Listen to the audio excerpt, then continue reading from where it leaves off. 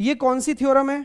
आपने किए हुए हैं इसके सवाल, बट अब जैसे मान लो कि नया बच्चा पढ़ता है तो उसको ये ना लगना चाहिए कि यार ये करा दिया तो दोबारा नहीं, तो मैंने हर टाइप का ले लिया है। तो ये है भैया ब्रिटिश फ्लैग थ्योरम। इसको कौन सी थ्योरम बोलते हैं? British flag theorem. क्वेश्चन क्या कहता है? क्वेश्चन कहता है कि sir A B C D एक आयत है, पी अगर कोई पॉइंट है तो ये ए बी सी डी एक आयत है, अगर पी अगर एक पॉइंट है तो क्या बात है, पी ए का स्क्वायर प्लस पी बी का स्क्वायर, सॉरी पी ए, यानी कि अगर एक लाइन में आप मिला रहे हो ना तो P A square plus P C square, P B square और पी डी स्क्वायर बराबर है। तो इस थ्योरम को कहते हैं ब्रिटिश फ्लैग थ्योरम। तो आप इसको लिख लो पहले तो, ब्रिटिश फ्लैग थ्योरम को।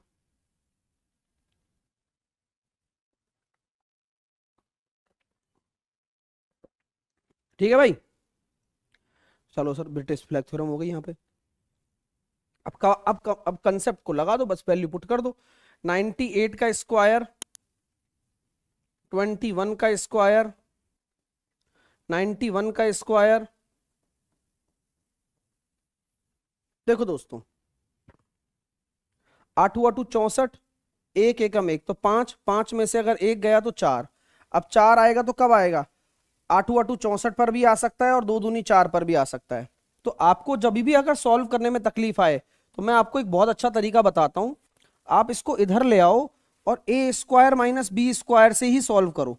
अब देखो ना भाई, आपको तकलीफ यही तो आएगी कि मैं सॉल्व कैसे करूंगा, वो मैं सिखा देता हूं बस।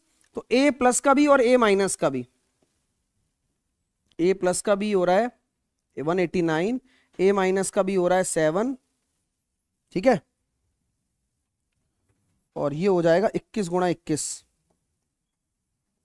सही है, कोई दिक्कत तो नहीं है? ये बराबर है पी डी स्क्वायर के। अब आप लोग और मैं और ये जानते ही हैं कि 189 को लिखा जा सकता है 21 into 9 into 7 plus 21 into 21 P D square.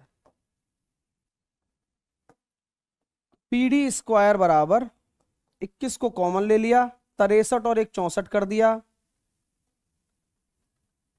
21 को कॉमन ले लिया, 63 और एक 64 कर दिया, 21 ही कॉमन आया ना, 9 7 63 और 21, माफी चाहता हूं,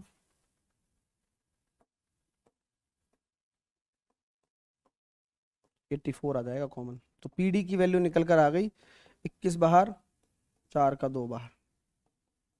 तो इससे कैलकुलेशन और आसान हो जाती है, 42 आ गया। और वैसे भी 7 यहाँ जब मल्टीपल में आ ही रहा है तो पूरा 7 में बनेगा ही बनेगा।